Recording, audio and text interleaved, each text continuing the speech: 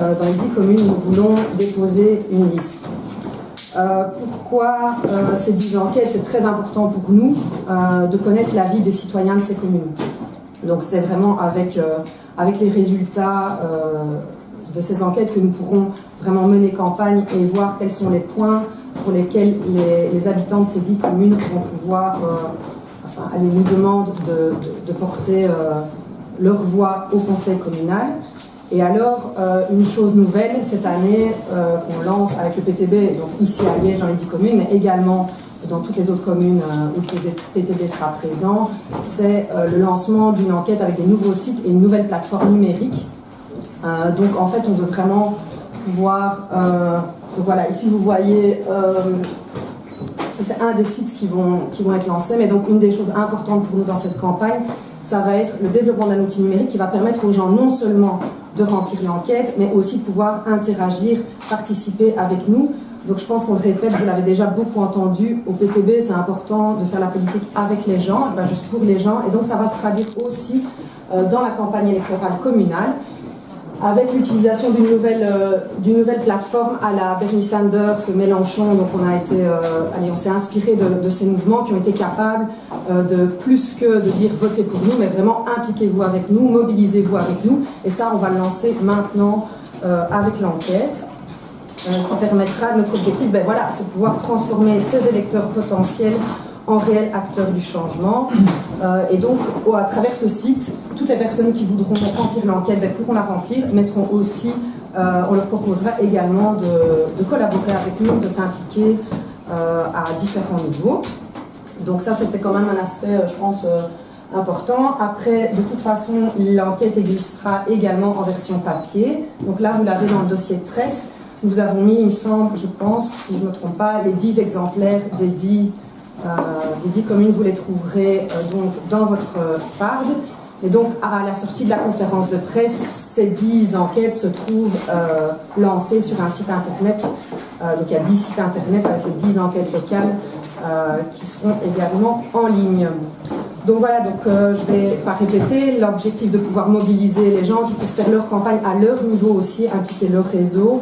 Et donc, au niveau des objectifs que nous nous fixons sur les 10 communes au total, nous voulons récolter l'avis de 15 500 citoyens sur ces différentes communes, avec une répartition par commune que vous trouvez ici.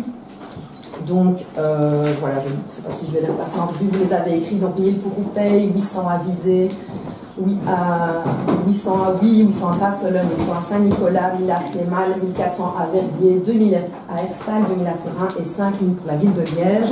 Donc ça, c'est les objectifs qu'on va se fixer et ça nous paraît important de pouvoir... C'est aussi une des raisons pour laquelle on veut passer à la révolution digitale, pour pouvoir toucher plus largement encore les gens dans cette campagne électorale. Voilà, je pense qu'on a présenté, que moi, pour ma part en tout cas, j'ai présenté les grandes lignes. Aller plus loin s'il y a des questions par la suite. C'est ça, mais on va clôturer ici la première phase de la conférence de presse et passer aux questions, si vous en avez. Voilà. En termes de background, toujours, pour le présenter, vous attendez la conclusion de ces enquêtes. Il n'y a pas déjà des grandes lignes prioritaires pour les élections communales? On va attendre évidemment que les résultats de l'enquête soient connus avant de publier le programme et avant de terminer aussi de travailler à affiner le programme. Maintenant, bien sûr, il y a déjà des axes qui ressortent en termes de gestion d'une commune publique et pas une gestion privée d'une commune. Ça, c'est ce à quoi on est confronté souvent. La question de remettre les services publics au cœur de la gestion communale, avoir une gestion démocratique et transparente de la commune. Ça, ce sont les axes sur lesquels on sait déjà qu'on va travailler, mais on ne veut pas aller plus loin non plus en termes d'affinage de programme, parce qu'on veut vraiment tenir compte de la vie des gens. Quelle est votre échéance pour rendre ce questionnaire, l'analyser? En fin février, on veut terminer le processus de récolte d'avis. Et alors, à ce moment-là, d'ici le mois de mars, traiter les résultats et pouvoir alors... Donc, comme Damien l'a dit, on a un programme, évidemment, donc c'est pas qu'on part d'une feuille blanche, on a une vision sociale de la ville. Et on veut pouvoir affiner et voir c'est quoi les points avec lesquels on va faire mobiliser les gens autour de ces points-là pour notre politique. Ce sont des listes complètes à chaque fois? Ça, on doit encore voir comment on va affiner le processus de décision de qui va être sur les listes. On fait étape par étape. Maintenant, on est dans la phase de récolte d'enquête, parce que pour nous, le plus important, c'est d'avoir le mandat d'une large partie de la population, qu'elle puisse s'exprimer et devenir acteur du programme pour lequel on va se battre. Ensuite, on va faire aboutir le processus de désignation des têtes de liste. Et puis après, il y aura le processus de constitution globale des listes. Et toutes les questions sont encore ouvertes, on en a encore tranché. Par rapport aux récents sondages, clairement en progression, ce sont des sondages, est-ce que vous pouvez donner une petite impression justement par rapport à ça, parce qu'on aborde évidemment la campagne électorale tout à fait différemment quand on voit ces chiffres. Est-ce que ça met pas un peu l'impression? Est-ce qu'il y a des objectifs qui sont vérifiés? La 10 communes, c'est beaucoup plus ambitieux que 3 évidemment, mais après il faut soutenir aussi le rythme des personnes qui seront effectivement présentes. Pas une question très précise, mais est-ce que vous pouvez donner un peu une impression par rapport à ça? Ben oui, je pense que c'est vraiment une réflexion qu'on a et qu'on partage, parce que pour nous, on l'a dit et répété encore aujourd'hui, changer la société, c'est pas faire de la politique pour les gens, c'est faire de la politique avec les gens. Et donc, en termes de envisager la campagne électorale, pour nous, il y avait une combinaison gagnante qu'on voulait absolument assurer. C'est non seulement d'avoir des gens qui sont capables de porter les idées du parti, mais c'est aussi avoir des sections solides qui permettent de transformer le message en un rapport de force qui est le fruit d'une démocratie que le parti peut constituer en son sein, mais aussi peut constituer avec le reste de la population. Et donc, la garantie d'avoir des sections pour pouvoir installer un rapport de force, pour nous, c'était une condition sine qua non. Et aujourd'hui, on est plutôt rassuré en termes de est-ce que les sondages ne nous font pas peur. On est plutôt rassuré d'avoir des sections solides dans 10 communes qui vont nous permettre de pouvoir porter le message du parti et de pouvoir garantir que ce message sera porté pas par quelques individus, mais par un collectif qui aura des liens forts avec la population dans les différentes communes. Et pour aller dans ce sens-là, le lien avec le fait qu'on ne va pas se limiter à juste demander l'avis aux gens, je reviens sur la présentation de la question de l'enquête, mais donc effectivement, comme vous le faites remarquer, il y a une sympathie grandissante pour le parti, et pour nous c'est un réel enjeu de pouvoir transformer cette sympathie en force réelle. Et donc c'est pour ça aussi qu'on a réfléchi à un moyen pouvoir très vite proposer aux gens de s'impliquer avec nous directement dans la campagne électorale. Donc là, ça répond aussi en partie. Donc c'est pas juste qu'on a une section figée maintenant, ok, on a encore l'ambition dans ces 10 communes de pouvoir proposer à tous ces sympathisants. Donc si vous regardez les objectifs, ça correspond plus ou moins à 1/5 de la sympathie des sondages qu'on pourrait avoir dans les communes. Ça représente un peu, ok, on veut aller vers ces gens, on veut aller vers ces sympathisants, et on veut leur dire, ok, si vous soutenez notre programme, rejoignez-nous, aidez-nous à le mettre en pratique. Donc c'est comme ça qu'on va traiter la donnée sondage, je veux dire, dans la campagne électorale aussi. Il y a l'ambition affichée d'entrer dans les conseils communaux et puis potentiellement les collèges. Gaspard, on l'attendait. On l'attendait. Ben voilà. Mais voilà, elle est là. Nous, on est fermé à rien, on l'a déjà dit. Je veux dire, sur le principe de rentrer dans une majorité communale, la porte n'est pas fermée. Donc c'est clair que le parti existe, et s'il existe aussi, c'est parce qu'il a une vocation, et cette vocation, c'est de pouvoir résoudre les problèmes des gens, et à l'intérieur des exécutifs et dans les majorités communales, ça peut évidemment contribuer à ça. La question, c'est avec qui et avec quel programme. Et donc ici, ce qu'on observe, c'est qu'on est confronté très régulièrement à une gestion de droite, que ce soit des élus socialistes ou des élus libéraux. Souvent ils se rejoignent sur une façon d'entrevoir la ville, sur une façon de gérer la ville. C'est une gestion d'une ville un peu comme une entreprise privée. Et nous, on a une autre approche, on a vraiment un autre axe de réflexion, c'est gérer la ville comme une entreprise publique, comme une bonne entreprise publique. Et tant qu'on reste dans ce schéma où les partenaires de gauche éventuels continuent à voir la gestion d'une ville comme une ville qui se gère comme une entreprise privée,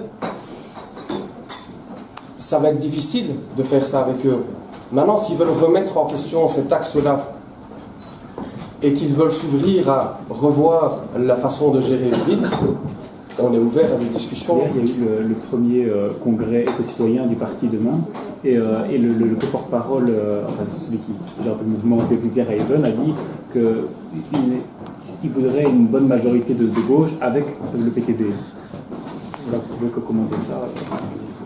Donc le schéma est plus ou moins le même. Donc en termes de partenaires, de discuter avec des partenaires qui veulent gérer leur ville à gauche. Donc c'est-à-dire gérer la ville comme une bonne entreprise publique, gérer la ville de façon transparente, de façon démocratique, partir des revendications des citoyens. Donc on va aller demander l'avis à 5000 Liégeois sur ce qu'ils veulent de leur ville, ce qu'ils veulent changer leur ville. Et à partir de, ce sera aussi le mandat que les gens vont nous donner, qu'on va vouloir porter. À partir du moment donné où il y a des partenaires qui veulent aller dans cette direction-là, nous on est ouverts à avoir des discussions. Maintenant, pour le moment, Demain n'a pas d'élu. Donc on attend de voir ce que ça va donner, évidemment. Le Parti Socialiste a plutôt une autre vision de la gestion de la ville pour le moment. Donc la réalité, elle peut bouger. Nous, on est plutôt favorable à ce qu'elle bouge, mais elle est ce qu'elle est aussi pour le moment. Et donc pour le moment, c'est plutôt compliqué à envisager. Excusez-moi, l'adresse du site. Parce que ça, vous ne l'avez pas donné. Oui, effectivement. C'est important. Il y en a plusieurs, je présume. Vous pouvez trouver l'enquête sur www.grandenquête.be. Là, vous entrez votre code postal et vous pouvez trouver l'enquête locale. Et alors, donc www.grandenquête.be, qui est la plateforme qui permet d'obtenir toutes les enquêtes locales.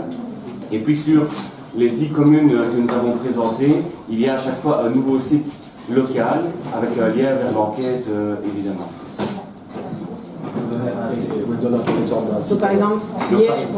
Par exemple, si vous tapez liège.ptb.be, vous allez retrouver l'enquête et même la possibilité de voyager sur un autre site local.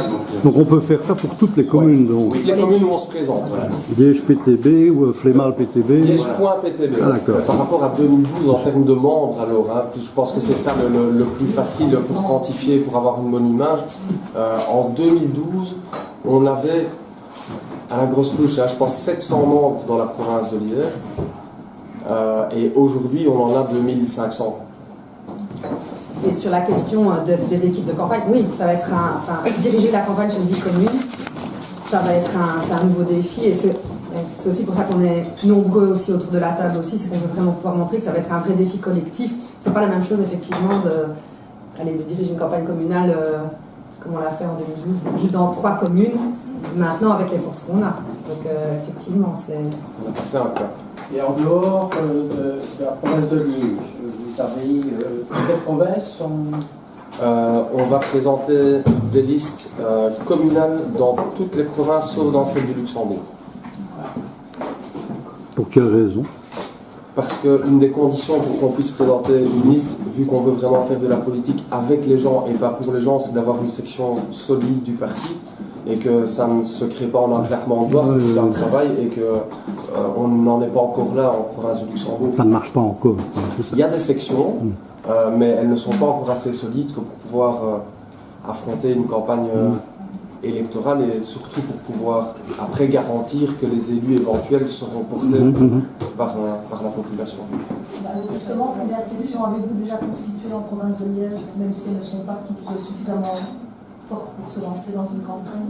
Au niveau des sections communales, alors, là on est à 11 sections pour le moment, donc il y a encore une section Ourthe-en-Blaise qui est en construction. Et puis on a des sections. Et on a nos sections d'entreprise. On a des sections d'entreprise. Ah, au sein de société, oui, ou de secteur, c'est ça. Disons à nous de majorité ou pas majorité, ben pour l'instant on n'est pas fermé à la discussion, mais voilà, maintenant il y a des conditions sur lesquelles on insiste vraiment et on ne reviendra pas, et donc il y a vraiment des conditions de, le côté de diriger une ville comme une entreprise libérale, encore une fois à Liège. Je pense que tout le monde voit ici de quoi on parle quand on parle de ça. Voilà, si ça bouge ou si les partis qui se retrouveront, parce que bon, c'est en octobre, donc on a encore, de l'eau peut encore couler sous les ponts, mais si à ce niveau-là, ça bouge d'ici là, alors bien sûr qu'on ira en discussion. voilà, et donc pour Liège, évidemment, c'est la même cohérence que pour toutes les communes où on va se présenter. Voilà, on est ouvert. Maintenant, il faut voir aussi avec les différents partis qui arrivent et où ils en sont dans leur vision politique, qui pour l'instant, clairement, n'est pas la nôtre. Quand on voit par exemple un Willy Demeyer qui protège Stéphane Moreau après le scandale Publifin, ça nous pose évidemment question sur le renouveau actuel. On ne dit pas dans un an, comme Sophie dit, de l'eau va couler sous les ponts, mais en tout cas le renouveau actuel du Parti Socialiste, on n'y est pas encore.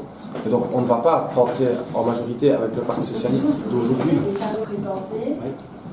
Bon voilà, ça peut capoter, on va dire. Est-ce qu'à ce stade, vous avez de quoi constituer une liste crédible sur Fleabag? Oui, tout à fait. Donc c'est aussi pour ça aujourd'hui qu'on a pris le pli de venir en groupe,